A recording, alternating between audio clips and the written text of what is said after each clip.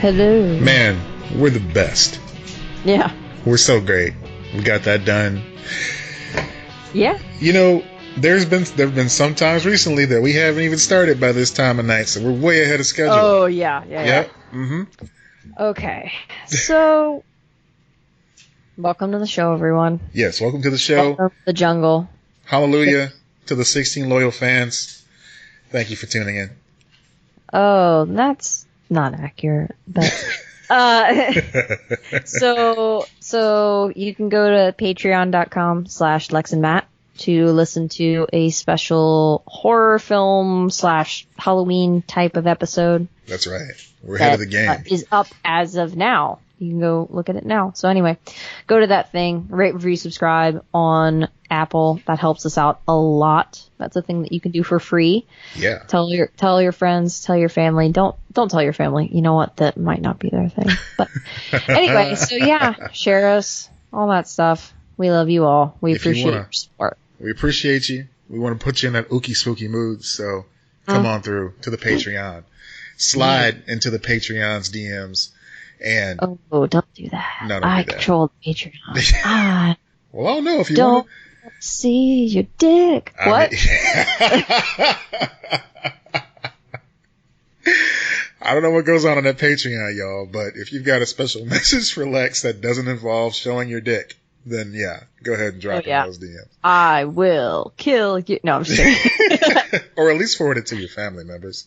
Ugh, no. I mean, obviously they lost it. You know, this photo wasn't meant for you. Maybe send it to their wife or their loved one. If that happens, you are no longer a sweet chili baby. That is the worst punishment I could give you. Yeah, you are a sour chili baby. No, you're a sour tortilla old person. Oh. Like, you gotta go opposite. Like tortillas. Okay. Is that never mind. I don't know. Never mind. We're going with that. Opposite of chili. Yeah. Is it a broth? Are you a sour broth? It's like a borscht. Elderly? It's like sour borscht. Sour borscht elderly. Oh, sour borscht elderly. Yeah, that sounds awful. That works. Okay. That is, yeah. If you, how is this our life? This is what the people came for. This is what they want to hear.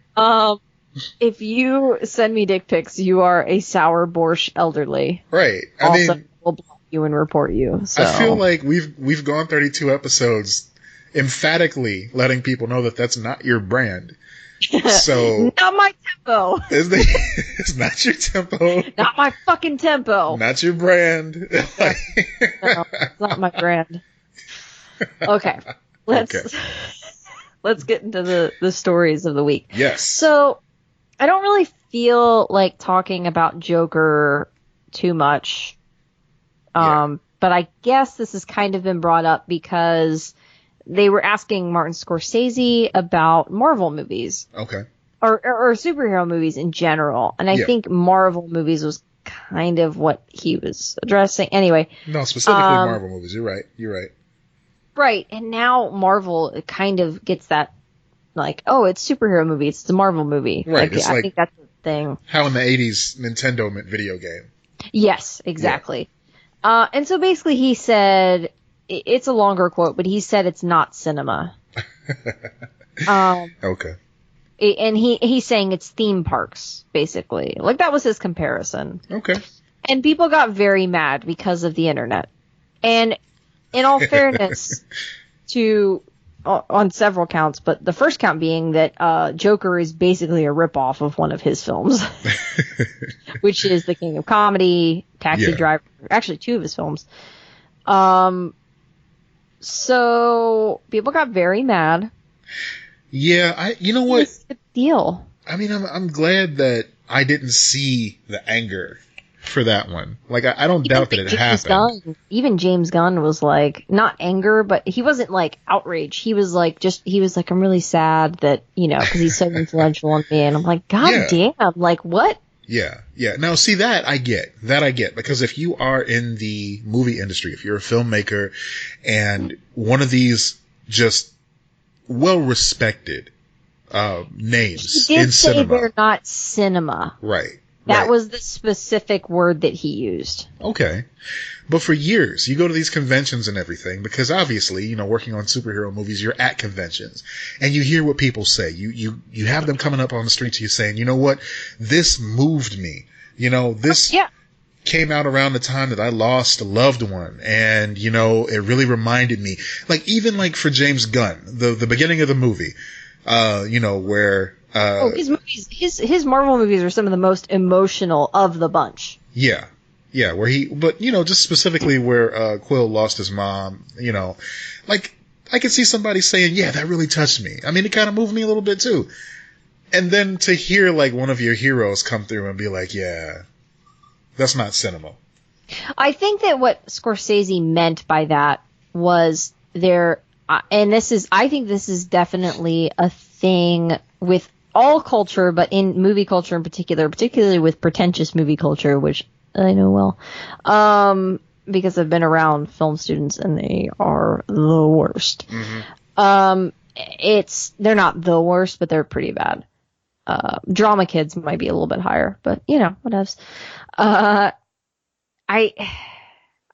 think what Scorsese meant was that there are movies and then there are like cinema art films. Yeah. Yeah. So, but it did like, seem like he a dig, considers though. that to be movies, but not art. Like, it seemed like a dig. I mean, any way you slice it. Oh, Whether it he was, meant it yeah, that way yeah. It was. But this is another thing you have to understand, too. I can't blame even the legendary directors or the directors in between or whatever who are kind of pissed off right now about the state of filmmaking, because I mean, he can't, like, when you got guys like Spielberg and Scorsese who can't get films made right now. Oh. Like, no, seriously, their films are not making enough money for these studios. Martin Scorsese's man, what was the movie that he just made? I need to look this up. The Irishman? No. The Irishman is coming out, but it's coming out on Netflix, and I don't even think he was wanting to do that. Huh. I think that was like a thing, and they want to make film on film. Mm-hmm. They're just not films they're real. There are no real in between films anymore. Like, they don't make like a comedy for $30 million or whatever. Like, they make. Actually, that might be true. They used to make, like, When Harry Met Sally would be like a $15 million film or whatever. It would do well. It was good. Now it's like it's either massive or you made it on your phone kind of thing. Yeah. There's no real in between, and these guys thrived in between. And that's fine. But do we think that maybe, you know, that's not really on the film going public? That's kind of on them. Because they've been doing these type of films their entire careers. And there was eventually going to come a time where movie making evolved. It was going to change, with or without them. And if they haven't evolved along with it, then, you know, they get left behind. Unfortunately. But even in that point, it seems like the Joker itself kind of contradicts all of that, because they hate superhero films. They think it's just popcorn, you know, but then they make a superhero movie or a superhero adjacent movie, and it's got, you know, all these glowing reviews from all these, you know. It actually doesn't. DC's kind of fucking up with that. Like, the reviews on TV, I keep reading reviews. I sent you like 12 reviews. Yeah. And they were not good. Like, they were saying that Joaquin Phoenix is good, but that the movie was pretentious, which is what's hilarious, because that's the very thing that Scorsese is being. I'm not denying that he's being that way or whatever. The movie I was thinking of that Scorsese made was Silence. Okay. The movie Silence, which is like a heavy religious. It's a Scorsese film, like, in the sense of like it's digging in deep. He, you know, as much as he's known for these gangster type movies, he really is very religious and explores those ideas in quite a few of his movies, and it's always interesting to me. But the whole thing is, I think that I don't have a problem with these big movies being made. Mm-hmm. I love them. I enjoy them.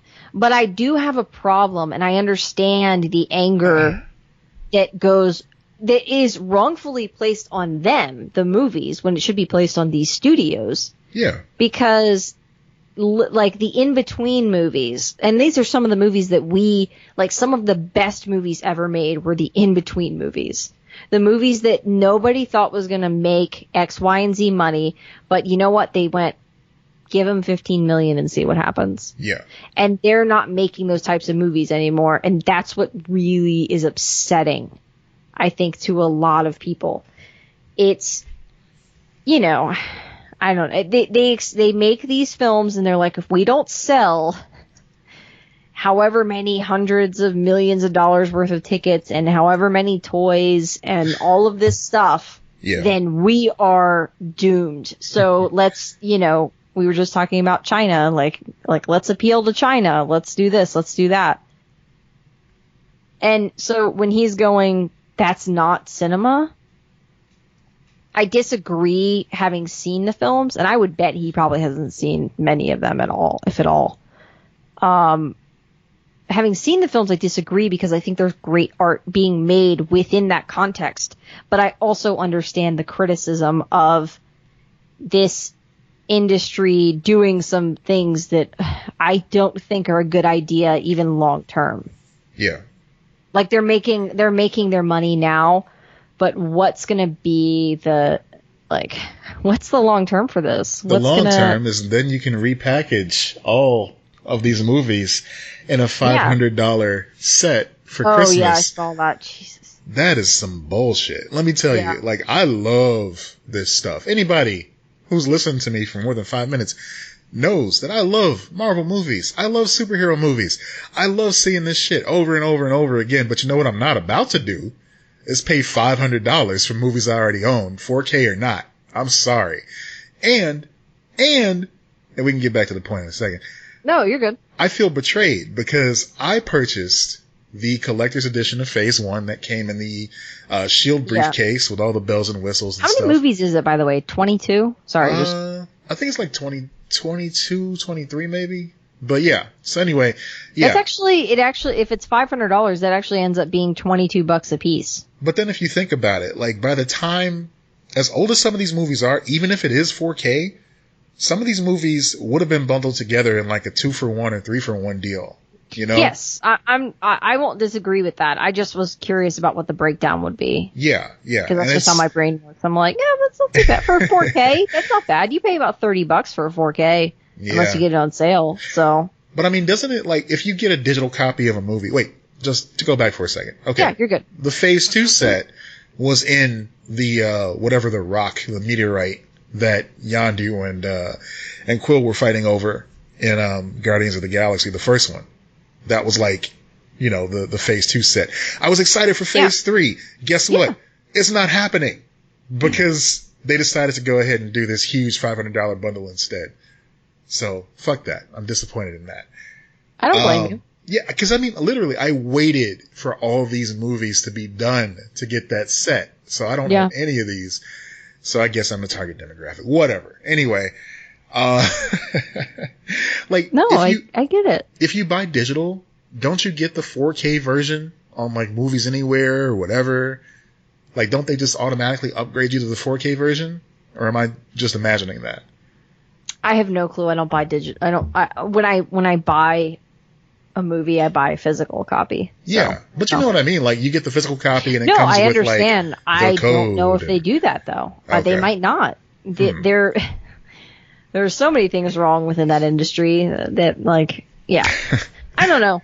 I do like the idea. People were mad at Scorsese, and I get the counterpoint. I don't even agree necessarily with him, but I was like, okay, all right, yeah, I get the context of why he feels that way. Sure. And they don't make them like they used to. It's old man shakes fist at cloud. And people, I of course also saw people bashing Scorsese. And I'm like, if you don't understand, look, you might not agree with him, but if you don't understand that Scorsese is not only one of the greatest filmmakers of all time, but is one of the most literate in the history of film. Right. Like he knows film. He has studied it. He's written books. This guy knows film. So don't fucking play that game and act like you know more than him about film. Yeah, no, you don't. There are a few people that do, even in the industry. But yeah, it's interesting that I would say probably like Quentin Tarantino's another one of those that's like, oh yeah, he knows what he's talking about. He knows films. Right. Even if he doesn't make good films all the time, he knows films. Like, he's a buff. Right. He gets it. Another thing that I found surprising in that same vein, I saw a video this week that actually broke down some of the camera shots of Toy Story 4 and how they were but like the camera shots of Toy Story 4, even though it's all digital, even though it's all like computer animated, just some of the choices that they made in there, like to put certain things in focus and to do like that split focus.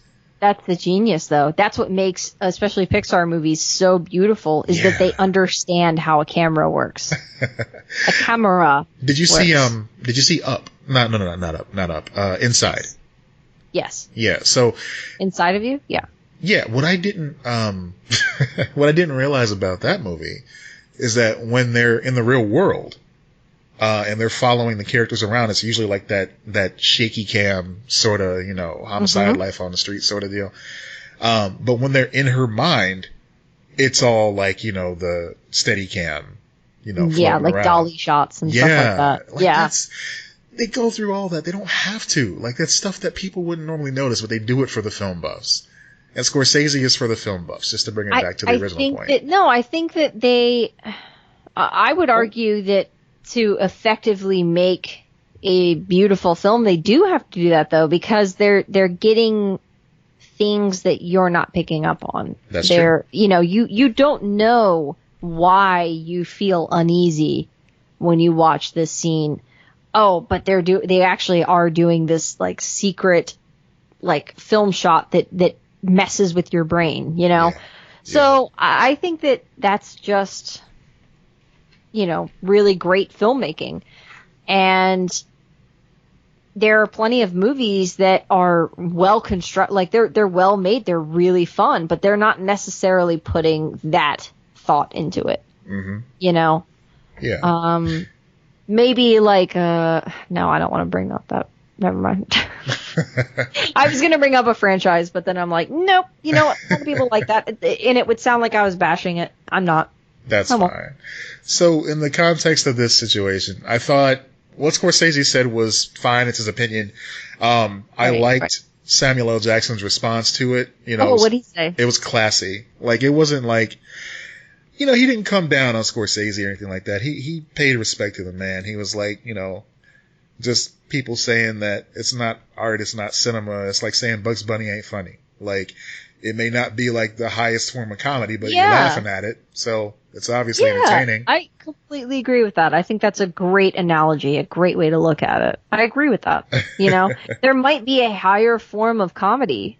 I don't disagree that there's a higher form of comedy, but like that doesn't mean it's not funny. Right. Yeah, right. That's great. I like that a lot. I agree with Samuel. Yeah, everybody's got an opinion. So, I mean, it's okay. Ain't nobody going to stop from making movies. So, yeah. No. Good job on you, Sam. Yeah. The Tom Holland thing was interesting. That was. Speaking of Mark. I thought that was endearing. He was like the reason that he was the reason that they're because they are making movies again together. Yeah. Which, who could have predicted that? Exactly. Like, okay, so we can get the conspiracy theories right out of the way and just say, like, this was just an elaborate thing to, like, move one or two of them. Oh my God, yeah. Just to move one party or the other, move their needle in the right direction, whatever. But what we do know is that the deal is back on. And Bob Iger chose to share with Jimmy Kimmel that part of the reason that it's back is because Tom Holland called him and pleaded with him to continue the deal And said he was crying on the phone. Yeah, but he said he was just joking about that. But yeah, okay, I didn't watch it. I read the quote. Yeah, okay. he was just saying that jokingly. Okay, because I mean, I could see Tom Holland doing that too, which is that's the thing. I totally believe it, and I totally believe that Tom Holland would both cry, and would not be ashamed of crying. Right. Like, and that's one of the things I definitely enjoy about him. He seems like a genuine guy. He's very endearing.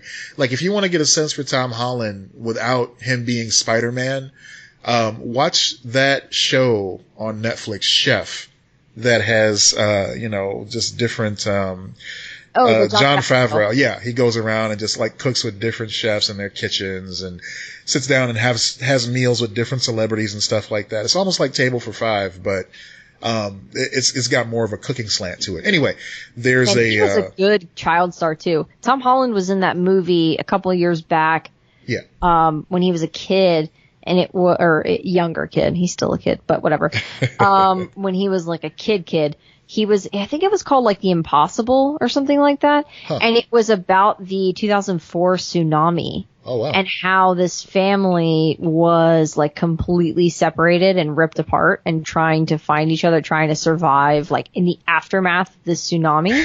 Yeah. And it was Ewan McGregor and Naomi Scott, I believe. And then he was one of the kids in it. It was really, really great movie. Cried like a baby watching it. I mean, he brings a lot more just emotion to the role than he has any business doing, and that's great. That's a great thing about him. Yeah, but on Chef, and I highly recommend Chef to anybody that hasn't seen it either, because it's pretty great. The Chef Show, it's called.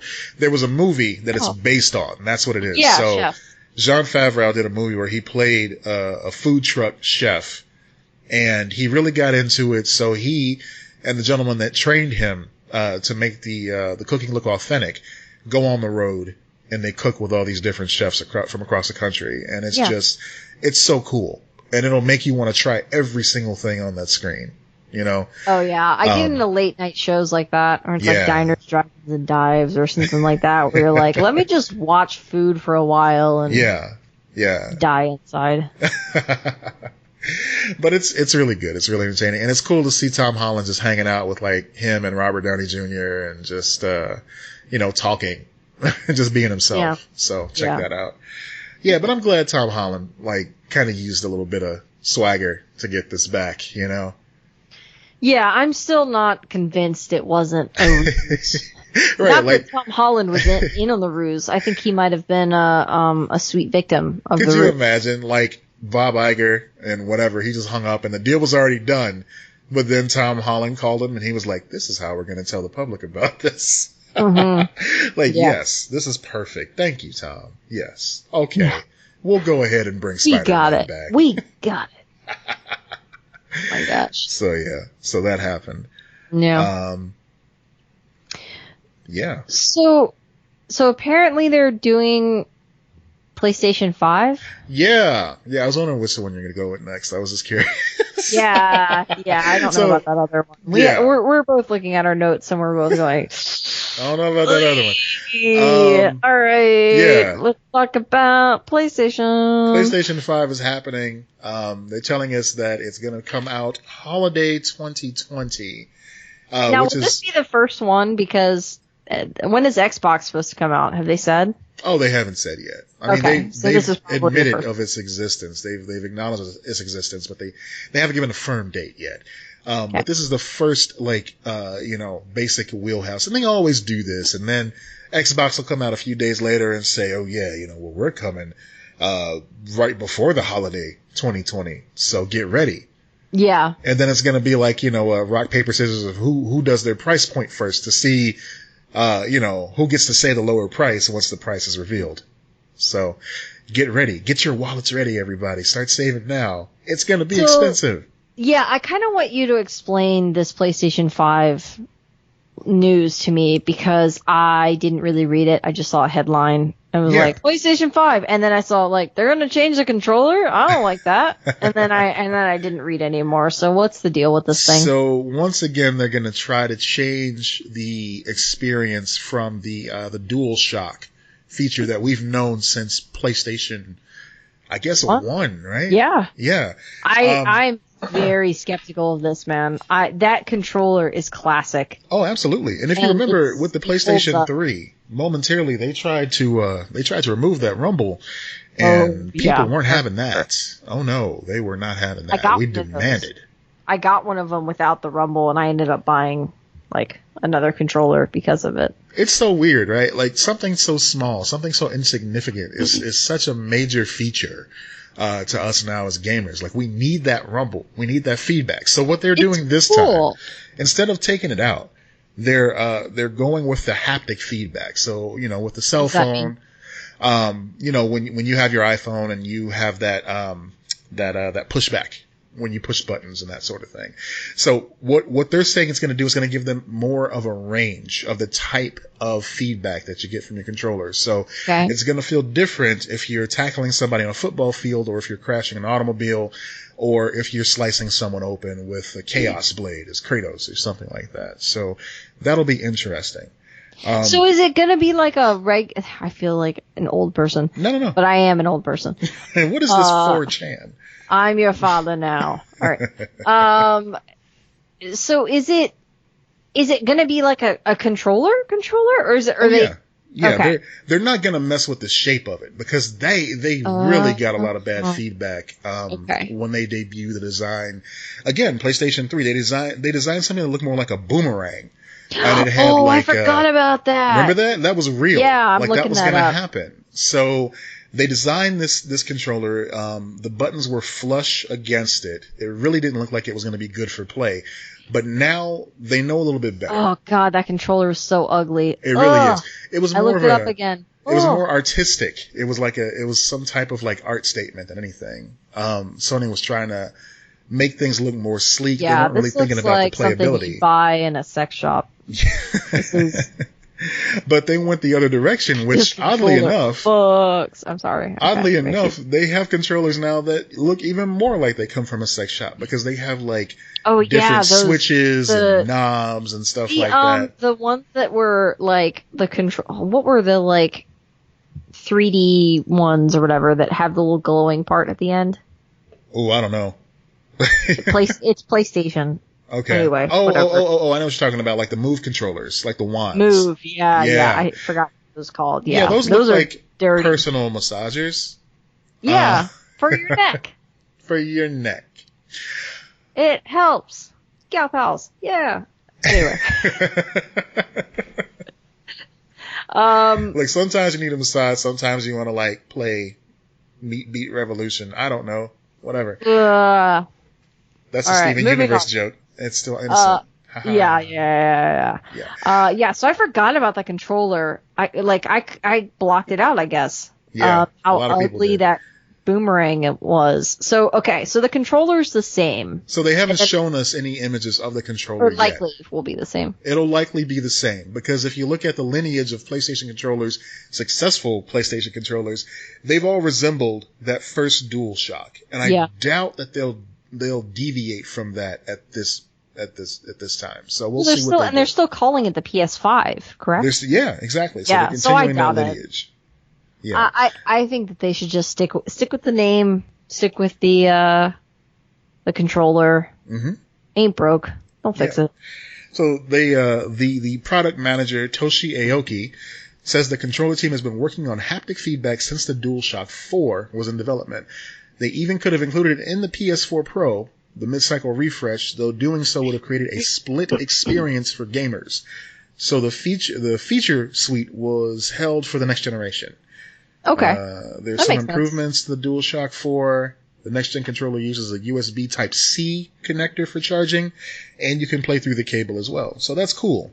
Another dumb question. What's a Type-C? So the Type-C is the type of connection that you have on your Nintendo Switch right now. Okay. Yeah. So explain it to me like I'm 5. No, because this helps me too. I appreciate it. I get it. I saw what you were doing. I love it. I'm good with it. You know what? Because the only reason I don't care about, it's got a higher fidelity of exchange and all that. I don't give a fuck about that. Let me tell you what I care about. I want to use it for more than one thing. Exactly. I care about if I have to bring more than one plug with me when I travel. That's it. Agreed. So, I just love when people explain things to me in like the common term and not not like take 5th Street and go down this way. They're like, go up, there's a Dunkin' Donuts. When you hit that Dunkin' Donuts, take a left. If you do not take a left, like I love when people explain to me in those terms because that's what my brain gets. So when you're like, it's that thing that you use to charge your other system, like good. Right. Cool. Google Maps does that now too, by the way. Like I've noticed sometimes, and I know I'm sure it's like some type of like sponsorship synergy or something, but like it'll go turn left by the Dunkin' Donuts. It's like what? Really? That's okay. Weird. Yeah. I haven't been able to use my GPS. I need a new phone. I should be getting a new phone fairly soon because my thing can upgrade. But it's not a like, oh, I'm going to get a new phone. I kind of need a new phone because my GPS is completely broken in it at this point. And it's like, go left, go left, go left, go left, go left. So it just repeats over and over. It gets stuck in a loop. This sounds like a horror movie in the making. Don't do that. Yeah. So I don't have GPS right now, which is fun. Not that I need it for a lot of things, but every once in a while you have that situation where like, I'm going to a new place, I'm not quite sure the layout. Yeah. Oh boy. Yeah. Sometimes I just like to know how to get to places that I know how to get to faster. Yeah, that's a thing too. You know? With Google Maps, yeah. It's messed up. It's driving me nuts. I'm trying not to let it get to me because I'm like, look, I gotta wait till this phone contract is up, which is thankfully soon. But yeah, it's a mess. So there is a little something else I want to talk about. I'm sorry. We were no. The PlayStation 5 or whatever. Yeah. Is there anything else to it that like? They showed one screenshot of the upcoming Gran Turismo something game that's coming out with it. Gran Turismo, like Gran Turismo Sport. Like that's their launch game. That's always their launch game. When's the last time any of us have played Gran Turismo? Some people are like crazy for that. Really? Like they are just like hungry for a new Gran Turismo. It's good. Yeah. Man, some of these PS5s look ugly. I just Google imaged PlayStation 5. Oh yeah, some of the specs. I hate those, man. Like people never get it right. People are always like, it's gonna look like the letter V. Okay. Yeah, that's actually what this thing kind of looks like. Yeah, see? Kind of looks like Darth Vader letter V. Right. It's Gizmodo is what I'm looking at. Because they always forget the fact that you have to put this on a shelf next to other pre-existing technology. Yeah. And while you want it to be cool and shiny and new, you also don't want it to be like taking up too much space or, just garish sitting up there. This is rendering from a Dutch tech company, is what they said in the comments. Because someone was like, where the hell do these come from? Like, these images. So that's who made it this time. That's fine. Like, I've seen things that are like cylindrical, like, you're going to have your Nintendo roll away from you? How much do you think this thing's going to cost, man? I think it's going to be like $500. I think it's going to be $500. Yeah. Because they want to get people in there. It's got a solid state drive. Yeah.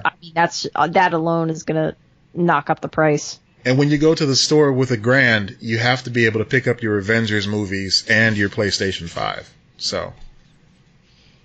God, that is a really depressing thing. Yes, it is. Yes, it is. But I just really, wonder, when am I going to be out of gaming? The fucking balls to charge $500 for something that you're about to offer on your streaming service in the near future. What the fuck? Okay. Sorry, I'm back. No, it's okay. I'm just like, when am I gonna not buy these systems? This might be it. Like, I don't know. Yeah, I don't know. Costs. I don't know if I'm gonna be able to keep doing it. You know what? I missed out. Nintendo has done a really good job of like keeping the Switch. Yeah. Well fun, priced. new, fresh, easily priced, or reasonably priced. But you know what? I missed out on the PlayStation 3 launch, and I always regretted that because I missed out on the backwards compatibility, and I missed out on just being able to play those PlayStation 3 games right away. Like, no, I get it. I'm not saying like I don't. I mean, it's not a question of wanting it. No, I kind of want it. It's just is it going to be feasible? I don't know. Right. Yeah, I mean, I don't want to assume everybody's budget is like enough to afford that, of course, because honestly, this is a luxury. You know, we got to keep that in consideration too. Like, it's not a necessity. Obviously, if you have a car note or rent to pay, you shouldn't have to decide between that and a video game system. It's fun, but it's also a distraction. And, you know, just stack those decks and then. Oh, yeah, we all have a thing that, is escapism or whatever. But I guess the point that I was kind of looking to make was how much is Nintendo and the Switch going to benefit from these new systems being so expensive? Oh, yeah. Yeah. Because they're reasonable, you know? Yeah. Yeah, but how much shelf life do you think the Switch has left in it? It's going to be outdated by the time the PlayStation 5 and the Xbox whatever launch. Like next Christmas? No, it's not. They've already released the smaller, more svelte, cheaper version. You know, that usually happens later in a system's lifespan. I love the Switch. Don't get me wrong. I'm not getting rid of it anytime soon. But as far as like the graphical power of the system itself, I mean, it was struggling with like WWE 2K18. No. I mean, if this is the shelf life of their game system, then they're fucked. Because like that is way too short of a time. Yeah, but I mean, that's the thing. You can't really measure Nintendo with that same measuring stick. They're very niche. It's a toy, you know, and I'm not saying that in a derogatory way at all. I'm saying it's a very unique experience. It's like you can treat the PlayStation 5 and the Xbox like rivals. You can treat them like, PCs almost. No, I get that. Yeah. Like, it's a different type of competition. I just have a hard time believing that the Nintendo's not going to be just as powerful next Christmas. Mm-hmm. Like, as far as selling games and, I mean, yeah, they're the console market, but like, I don't know. I mean, will they come out with another upgraded version of it, like with better graphical interface or something? I could see that happening. There were rumors like that a Switch Pro was going to happen around the time that they announced the Switch Lite, and instead, again, rumor has it, they got cold feet and gave us just the one with the better battery life instead. I mean, I think that they will end up doing that, and that might be a thing that they do, you know, beginning of 2021 or something like that. But I don't know. I think it's got a longer shelf life than that. I don't think it's like the Wii, you know. I think it's going to last. As long as they don't do that weird Nintendo thing where they cut off access to all of your digital games that you've downloaded onto it, then keep the party going. Sorry, what? Well, you know how it goes with like about? How Nintendo sometimes will make you buy the same game. They'll make you buy Super Mario Brothers on each and every system that you buy from them. You know, like DS. Oh, it's Super Mario Brothers. You got to pay us for it. Oh, you own it on the Wii already? So what? Doesn't matter. You know, there's no cross-play there, even though it's the same exact fucking game. Okay. Yeah, that is weird. Yeah. So if they allow us to transfer our digital games like Untitled Goose Game to whatever the next Switch is, then that's cool. Go ahead, baby. I haven't played Untitled Goose Game, but you told me about Untitled Goose Game because I was very confused as to what the memes were. I was like, Matt, what is this thing? What is it? I think I specifically, the context of it was, Matt, what's this goose on Twitter? Which is just a really weird question. Right. Really weird question. Right. And you were like, it's a goose game. And then you sent me the video and I was like, yep, that checks out. Mm-hmm. That's the thing. It's a goose game. Okay. There you go. I mean, do I need to play the goose game? I think you do. It's like 2 hours long. It's priced to own. It's not the most expensive thing in the world. And you're just a goose that goes around fucking with people. And it's great. So weird. It is weird, but you know, it's just one of those things. It just, it just catches on and people get with it. But you know, so back to PlayStation for a moment. So PlayStation Now, they reduced the price of it monthly Now, what is this again? PlayStation Now don't they have like is Voo and I can't keep track. Yeah, because they name everything PlayStation something, so it's hard to keep track. But PlayStation Now is their streaming service. It's their on-demand gaming service. Okay. And what that is basically is you get to play. Well, it's pretty much just like the Game Pass, except with more steps. Yeah. Okay. Allow me to explain. So they have a library of games to choose from. They have PS4 games, PS3, and PS2. They only have like maybe 10 PS2 games on there. I don't know if that rotates or whatever, but it's just some of the most random PS2 games that you would think. Unfortunately, not stuff that I'd be looking for either. Like I want SSX. I want, yes, agreed. Yeah. Agreed. Some stuff like that, or just some other games. There's not even a Kingdom Hearts on there. I know they've remixed and re-uploaded and recoded and all that stuff, but I would take a re-uploaded type of version of SSX. I would love that. Like an HD. Yeah. Yeah. It's time. It's time. Come on, studios. But anyway, I think the music rights are a big part of that. But I'll get back to my original. I don't care. Point. Someone do it. What you do is you play whatever game you choose from their list, and PS3 they have a good library there. They got some good PS4 games. They just added some like top tier games to the PS4 list too, in God of War and the most recent Uncharted that came out. You can play those anytime you want.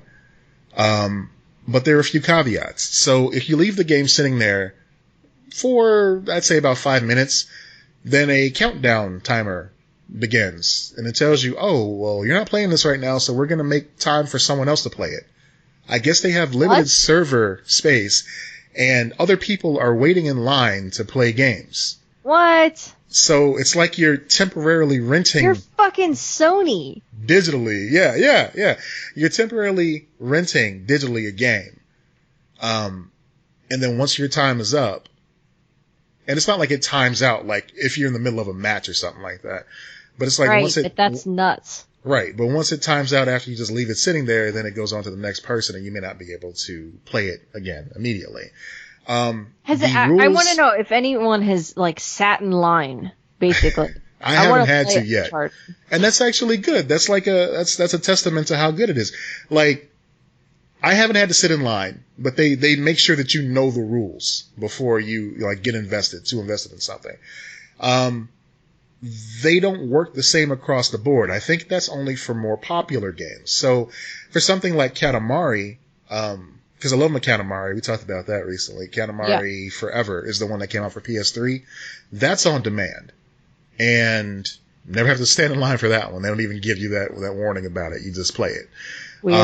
Pixel Junk Eden, which is this like super relaxing game where you go around as a little bug person and collect bits and stuff like that. Yeah, you can play that no problem at all. Dee's playing that right now, as a matter of fact. Mm-hmm. There's a little bit of lag, like depending on your internet connection. So if you don't have the fastest connection, you will see some stuttering. Right, and that's true. I mean, if you're streaming something, that can happen. You know? And I mean, that's my personal preference is like, if it's that substantial, if it's more than like, a couple milliseconds or whatever, it takes me out of it. And I'm like, okay, I don't want this at all. If it's going to keep on like taking me out of the moment, or it's going to like make me miss something critical, I don't want it at all. But it seems to be okay for the most part. It's just a little flicker every now and then. So I think they're doing a pretty good job here. And I hope the library for PlayStation 2 continues to grow, because I would like to continue to support this product. Like I said, it went down in price recently. It was like 14 something. It's $9.99 now a month. They have a 7-day trial, so if you're curious about it, check it out. Just poke around in there, see what they got, but make sure to cancel before, they charge you. Yeah, that's the thing that always gets me.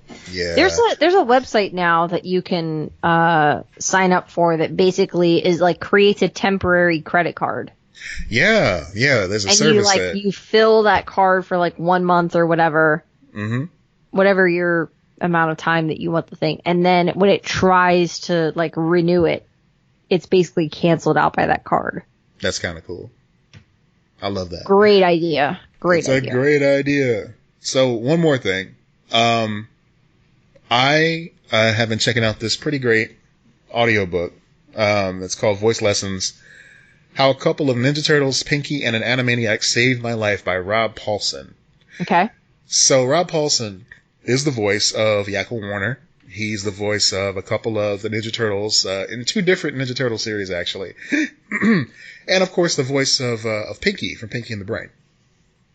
And he's had some struggles. He's had a battle with cancer, that sort of thing. But fortunately, he's still with us. He's alive and kicking, and Good. he is stronger than ever. And let me tell you, I love this book so far. I haven't finished it, but I've gotten quite a bit into it. It just came out. And what's great about it is, as he's talking about these various characters that he's played over the years, he goes into the character voice. Because how could you resist? If you're the voice of Yakko Warner, of course you're going to want to do the voice. Right. Why wouldn't you? And not only that, it's you can see some of these people being kind of disillusioned with the whole thing. He sounds like he actually absolutely loves the fact that he gets to play these characters, and it just comes out in the audio version. So this is definitely one to check out audio wise, as he goes through his life story, as he talks about the ups and downs, as he talks about some challenges that he faced along the way. I can't recommend it enough. And I was able to check it out on Audible. And I think you should do the same, everybody. Check it out. Yeah, that sounds really interesting. Yeah. I've heard that that's the Jim Henson biography is done by a guy who's really good at voices and stuff, and really? It's very animated and everything like that. So I've kind of been meaning to go back to that, and because I read the book because I'm always fascinated by things like that when it's an audiobook. It's just a different experience. So that's pretty cool. Yeah. Yeah. He got a lot of celebrity endorsements and everything too. Yeah. On the book. Mark Hamill, Seth Green, they all loved it. Kevin Conroy, who's did any of them do guest voices on it? I haven't encountered any guest voices yet, but the intro is done by his son. His son, Ash Paulsen. And what I didn't know is his son's in the industry too. He's in the gaming industry though. So he played a character from Metal Gear Solid, Gray Fox. Oh, and cool. I thought that was really neat. So yeah, I mean, you can really hear in Rob Paulsen's voice that he loves what he does, and I mean, I can't blame him. He voices cartoons for a living. It doesn't get better than that. And for him to recognize that and share his stories with us, I think it's a fascinating experience. Yeah, that's really cool. Yeah. Is that new? Is that book new? Or did you just new. Discover it yourself? New to you? No, it's brand new. Okay. I got a press release about it. I'm like, oh shit, I'm not even gonna wait for the review copy. I want to just download this. Yeah. Because I figured, you know what? I'm trying to get into the voice acting world myself, so hey, right. I mean, this is nothing but inspiration. So I'm gonna check it out. Yeah, and sometimes it's one of those things where it's like, okay, yeah, you could get a press copy or whatever, but screw it. You want to contribute to that artist. And, exactly. Yeah. I mean, get it.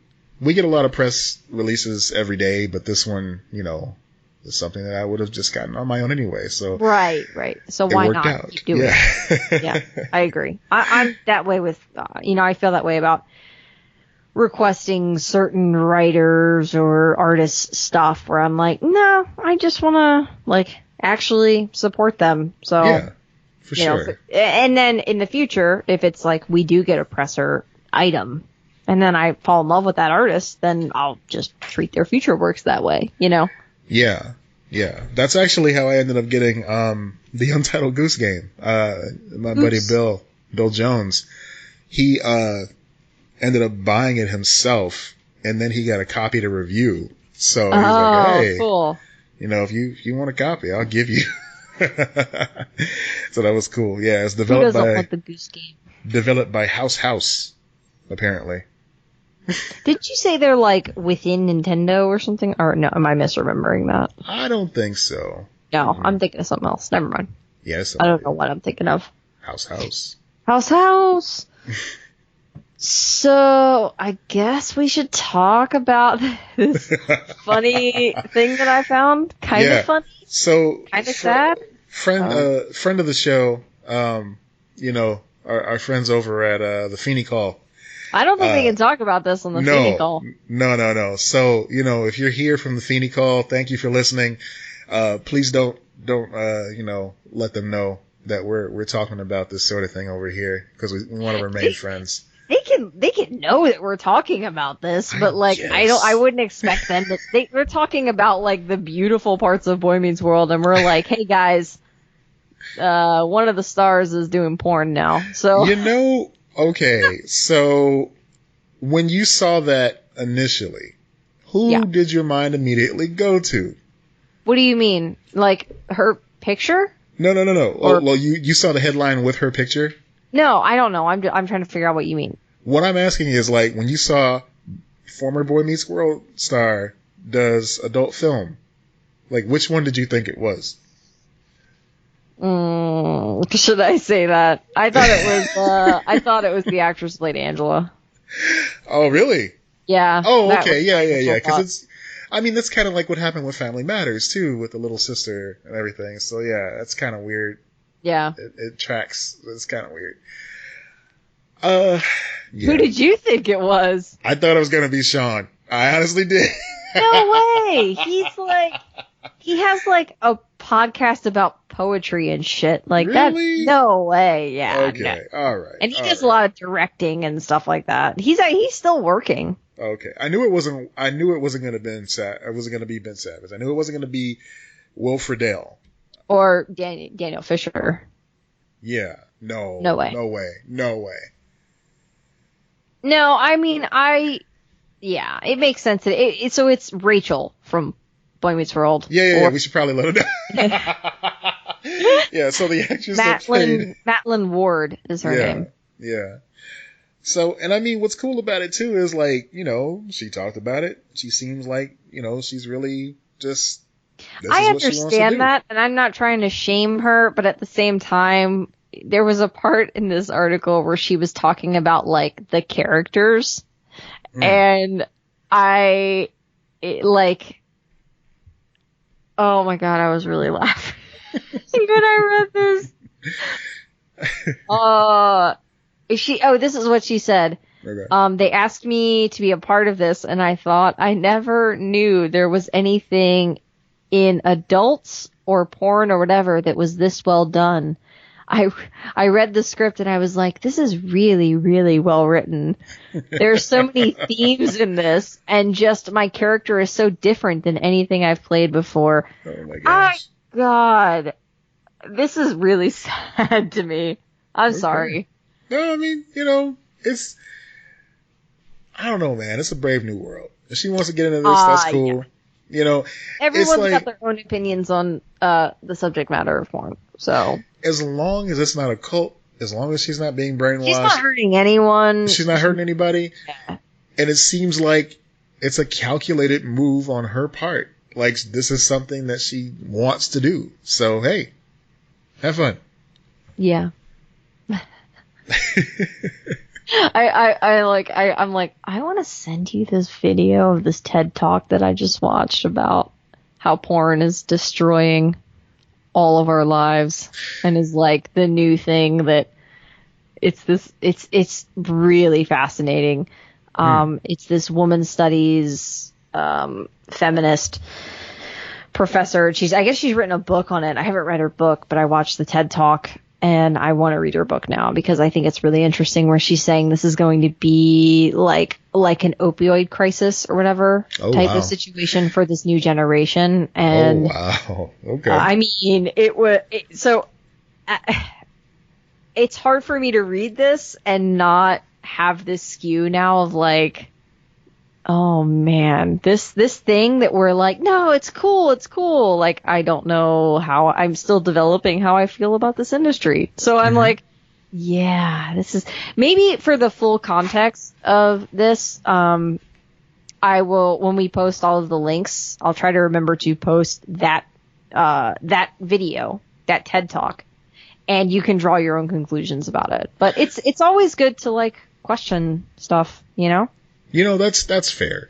And I gotta admit, it's like the bar is so low from the stuff that we usually talk about, like the Nexium stuff and, all Yeah. that. It's like, okay, it seems like if she really is doing this on her own accord, then I'm like, okay, this is the better outcome than being forced into something like this. Yeah. You know, Oh, obviously yeah. the Like, better outcome. yeah, I mean, anything's a step up from being branded like like cattle. Yeah, no shit. But like, it's just, it was, I don't know, it was a really fascinating. So I'm definitely viewing it through Skewed. I actually think I might have posted that article in this before I saw that TED Talk. I don't remember, but either way, Okay. I read that and I was like, oh, okay. So we got some Boy Meets World. We talk about our love for Boy Meets World. We got some Boy Meets World updates, guys. Was she ever on Girl Meets World? That's what I want to know. Did they have a porn star on Girl Meets World? I don't know, man. Rachel, let's look, because I know that they had an open door. She was. Oh, she was. Okay. Ah! There it is.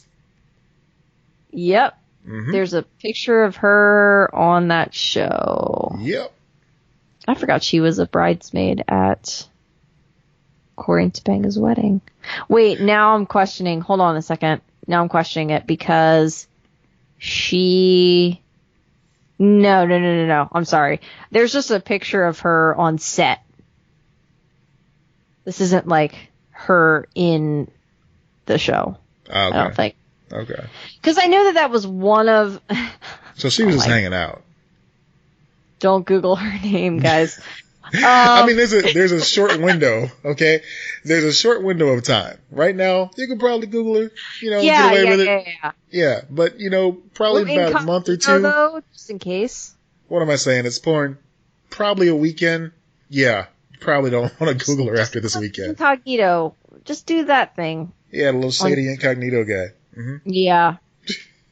Anyway, so I thought she was, but I guess that was a picture from set. So I don't know if she was actually on the show. I haven't seen all of Girl Meets World. I've seen a large portion of it, but not all of it.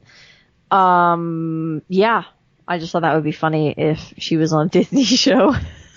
Did you know that Jackie Chan did an adult film? What? It says here on PerezHilton.com, during some lean times in 1975, the legendary martial arts actor started a comedic porn film in Hong Kong called All in the Family. Wait, comedic? Now I really want to see this. He apparently doesn't even show up until an hour in, but he does in fact do a sex scene in it with a famous adult film star. First of all, no one's getting an hour into the film. As in all of his films, Jackie Chan did all of his own stunts. I was drinking my seltzer water when you said he did all of his own stunts, and that was a mistake. The spit take. Oh my God! Wait, so I have so many questions. Jackie Chan. I both want to see this and never ever want to see this. I mean, they give What's you your consensus on something like this? Okay. You hear about no. You hear about Jackie Chan. He's in a porno. What do you do? You gonna watch that porno? I'm not. No, I'm not. I'm not either. I'm just not. Wow. Now, see, what's funny about the Perez Hilton story? They speak about Maitland Ward as if the movie already happened. It hasn't? Oh, you're telling me this? It's already out? Porn is made in like a day, right? That's what I was getting at earlier, but I thought she was just talking about an upcoming film. No, it's already done and out and... Okay. Yeah. Well, never mind I that. think that she's like now she's doing porn. Like that's her thing now. Like this is just the beginning of the... In 2019, she transitioned from mainstream acting to performing in pornographic films. Well, okay. There it is. Okay, pornographic career.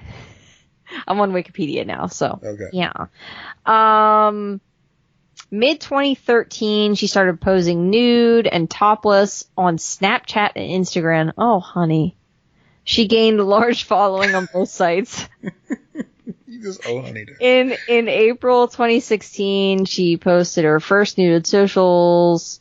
on social media of her body painted for a Los Angeles art exhibit. Okay. In 2019, she announced on Instagram that she will be performing in a pornographic film entitled Drive. There you go. She received support from her former co-star Angela from Trina McGee. Okay. And apparently she signed with a adult talent agency in May of this year. Drive was released. Oh my God. Drive was released online at the website deeper.com September 30th. You know, everything is just so punny. Yeah.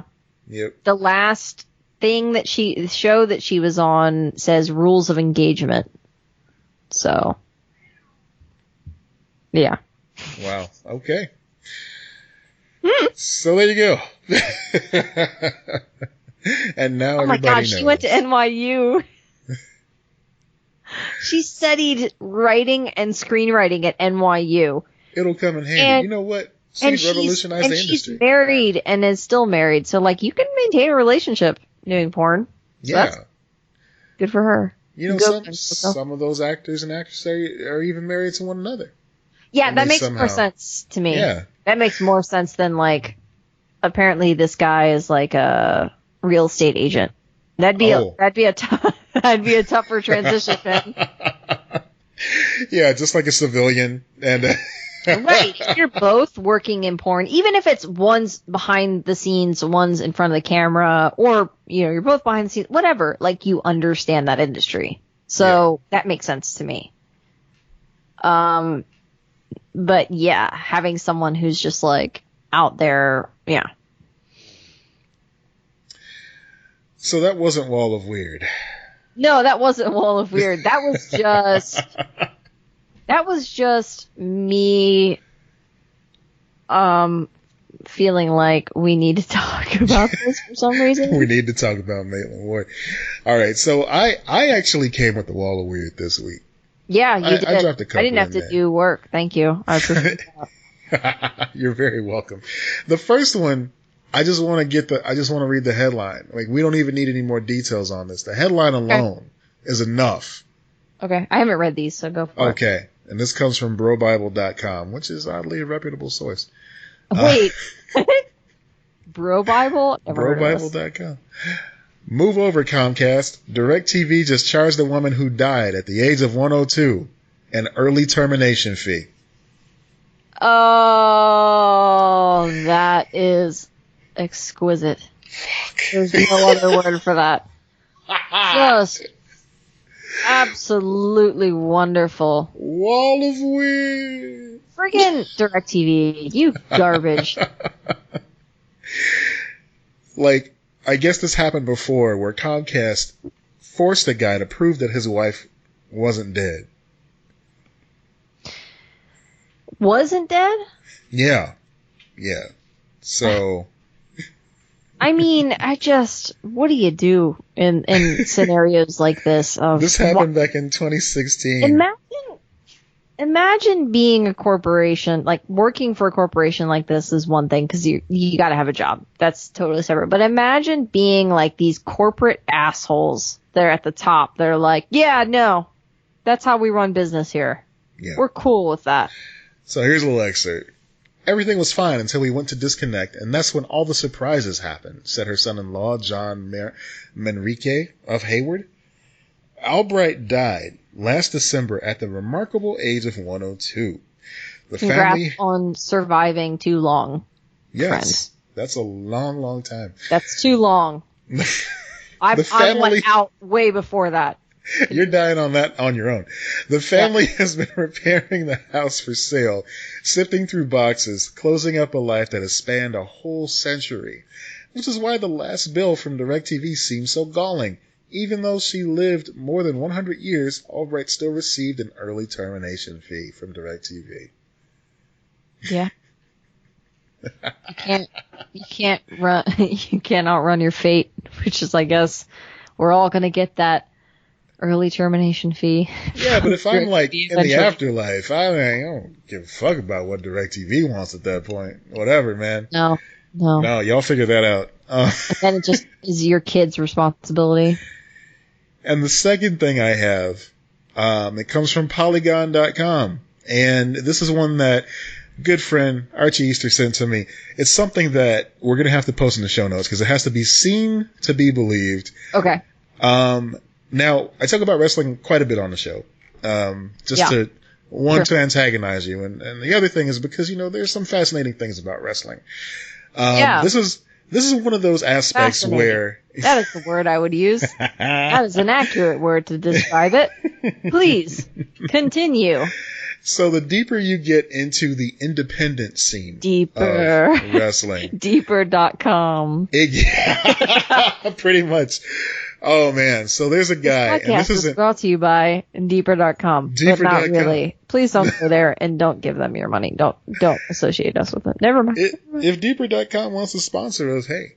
I don't want deeper.com. I really think after the discussion we just had where I'm like, man, I'm really discovering this like other feminist idea about pornography, and it's making me really curious because I want to be supportive, but I also need this and that. And you're like, sponsored by deeper.com. Like, they will hire you as a consultant to feminist ideals.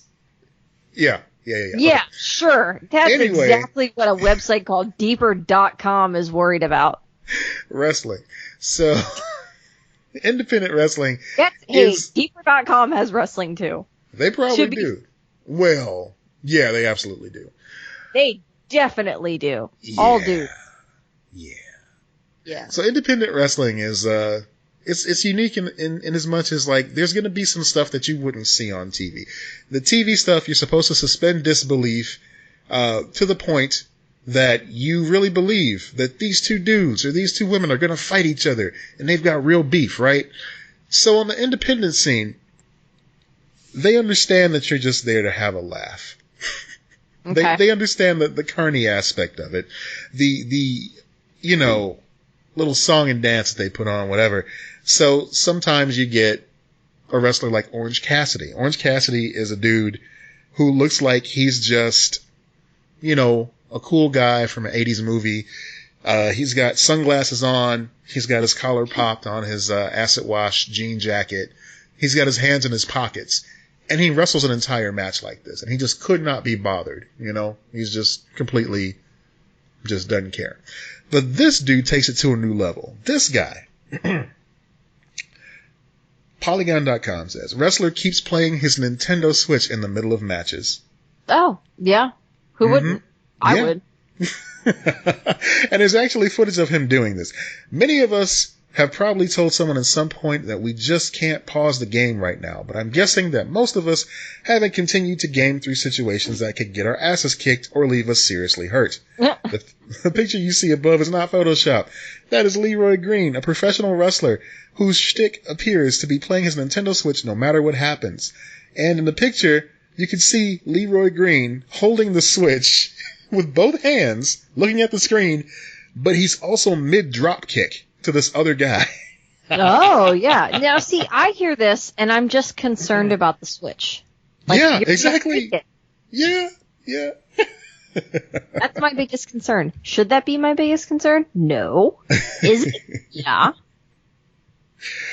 Now, according to him, he says, playing games and taking names is the mood. He wrote on Instagram, I'd take his name, but I'd much prefer the title. We only play big games and take big names. All right, so he's a little cocky. I don't understand what any of that means, but cool. Yeah. He needs to work on the trash talk a little bit. But kudos to this young man for making time to game during his, his hobby, his day job, whatever you want to call it. We all talk about making time to game, but this man is really putting it into work. So that's our Wall of Weird for this week. Yeah, he put the time in. Do what you love and you'll never work a day in your life. He took that very literally. Yeah. All right, folks. And if you have anything for the Wall of Weird, please feel free to send it our way. Yeah, we're always accepting Wall of Weird stories. It's my favorite thing. Like, it's so fun. It's and even if we don't get to it, we have a giant list of them that we have just as like backups in case we get screwed over. But we'd love to hear yours. Remember, I'd much rather read the ones that you guys have. So if you find weird stories, send them to us on any of the socials. We will give you credit on the show for it. That's right, we will. And if you'd like to find out how to send us things, visit lexandmattpod.com. Yeah. All the information you could possibly want is right there. Yeah, the Twitters, the Instagrams. Yeah, all of our socials. All that stuff. All of our social medias. Yeah. Follow us on Instagram. We have a lot of fun over there. You guys are great. Yeah. I guess you can follow our other accounts too. What's your Twitter, Matt? Oh, who am I? Mighty Ink Matt. Yes. Mighty Ink Matt. And that's the same on your Instagram, right? Mm-hmm. Yeah. I try to keep things consistent. Yeah, I'm not on Twitter individually. I just use our Twitter. That's where you'll find any tweeting from me.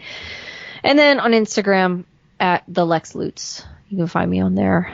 Also, yeah, it's great because I get notifications on the Twitter stuff sometimes, and it's just like there's some positive feminist message going on, and it's like popping up on my phone. I'm like, I didn't say that shit. It's because Lex did. It's me. Right. Yeah. It's always like, me. Man, I got to pat myself on the back. I'm getting a lot of likes on. Oh, yeah. Wait, no, if it's about wrestling, it's Matt. If not, it's possibly me. I don't know. We both wrestling or ducks. It's me. That's how you know. Yeah. Mm-hmm. Yeah. Oh, for those following along at home, Christmas in Duckburg is out now from Fantagraphics. So complete your Karl Barks collection. That is, you might as well have been speaking another language. What the fuck are you talking about? Duck books, man. Duck books. Is that what you're reading now? Yeah. Is that your pick of the week? I mean, it might as well be. Let's say that. Yes. Yeah. My pick of the week is Christmas in Duckburg by Karl Barks. Mine is Why the Last Man. Why? Hey, I'm going to be reading a different one soon because I have to read one for class. It's the answer and the question right there. Yeah. I have to read, I think next week or the week after, I have to read a graphic novel for class. So speaking of that, I need help with an assignment for my class. So I'm going to leave folks on a cliffhanger. We're going to leave it there. Yeah, cliffhanger. Is it next week you're going to talk about that? Yes. Okay, cool. So tune in next week for another exciting episode I fucked that up. Tune in next week for another exciting episode of Lex and Matt's Excellent Adventure. I'm Matt Peters. I'm Lex Lutz. Be excellent to each other. Bye.